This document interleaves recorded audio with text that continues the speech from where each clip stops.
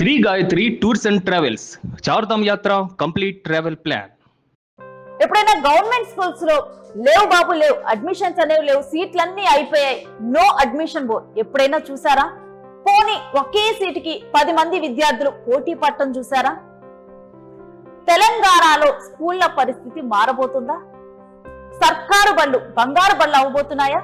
Telangana public school గా మార్చేందుకు రాష్ట్రంలోనే తొలి పైలట్ ప్రాజెక్ట్ కింద రంగారెడ్డి జిల్లా మంచాల మండలంలోని ఆరుట్ల ఉన్నత పాఠశాల ఏర్పాటు చేశారు. అయితే దీనికి ప్రారంభోత్సవానికి ముందే విశేష ఆదరణ లభిస్తూ ఉంది. సర్కారు స్కూళ్ల బలోపేతానికి ప్రభుత్వం తీసుకుంటున్న చర్యల్లో భాగంగా ఇక్కడ పాఠశాలలో అమలవుతున్న కార్యక్రమాలకు తల్లిదండ్రులు ఫిదా అయిపోతూ తమ పిల్లలను ఇక్కడే చేర్పించేందుకు అమితాసక్తి చూపిస్తున్నారు.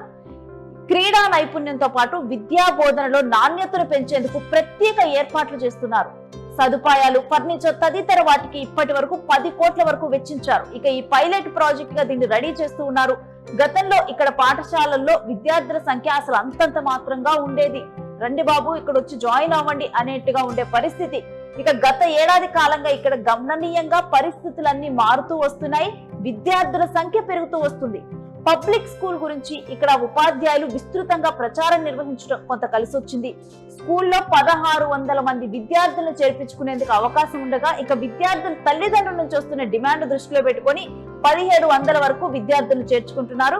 ఇక పాఠశాలలో ప్రవేశం కొరకు విద్యార్థులు పోటెత్తుతూ ఉండటంతో కూడా పాఠశాల బోర్డుకి నో అడ్మిషన్ బోర్డుని ఏర్పాటు చేయక తప్పలేదు. మరి ఇక హెచ్ఎం గిరిధర్ ఈ మేరకు వివరాలు తెలపడం జరిగింది. ఇంటర్నేషనల్ స్కూళ్లకు దీటుగా ఆరుట్లలోని తెలంగాణ పబ్లిక్ పాఠశాలను తీర్చిదిద్దారు.